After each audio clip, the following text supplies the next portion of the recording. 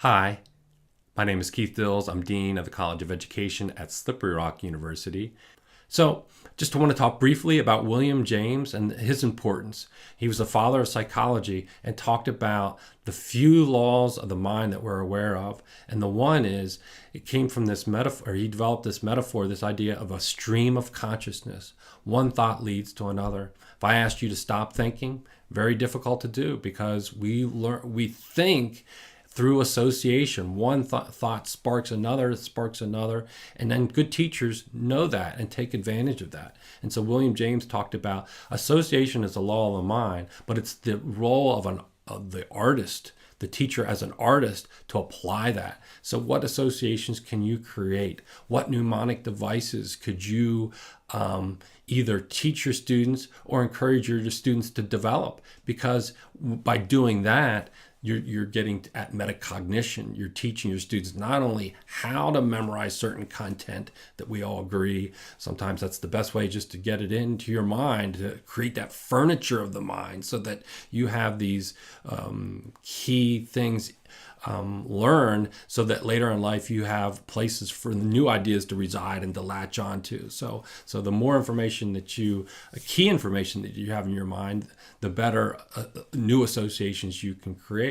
And so get them to think about, well, wait a minute, if I think of a picture, if I turn these words into a picturable equivalent, I will increase my likelihood of remembering. And if I come up with a mnemonic device that makes this more memorable to me, and makes me focus on it, then I remember it.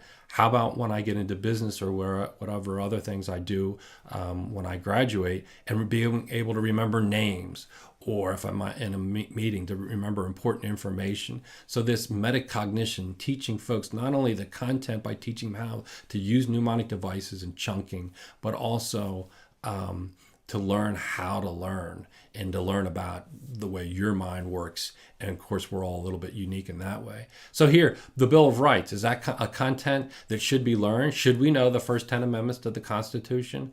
Do you remember the First Amendment, right? And so here's a mnemonic device, the idea of saying raps, right? You have the freedom to express yourself through rapping music. Some young kids might like that.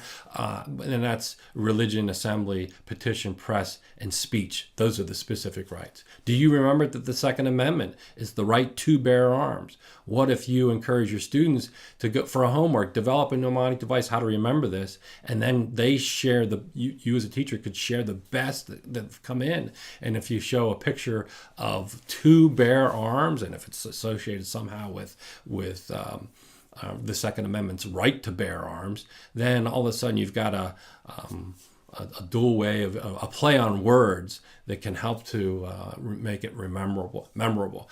Search and seizure has 4 syllables. That happens to be the Fourth Amendment. And then how about handcuffs, turning them into looking like an 8? So cruel and unusual punishment. Association of handcuffs with punishment and the number 8 could help one remember that. What about the presidents? Do you know who the second president of the United States was? A lot of people think it's Jefferson. But what if you taught your 6th grade social studies kids this chunking of one word, wodge-modge, to get at Washington, Adams, then Jefferson, Madison, Monroe, Adams, and Jackson? And so certainly you have to fill in the context and the stories that can be learned and what we can study from history, so we're not doomed to repeat it. But if you have an architecture or something for new information and these stories to reside in and connect to, the more likely you will be to help your students to learn and remember. So this is really an application of the concept of association to good teaching, providing the furniture of the mind and helping your students to remember and to learn. Best of luck.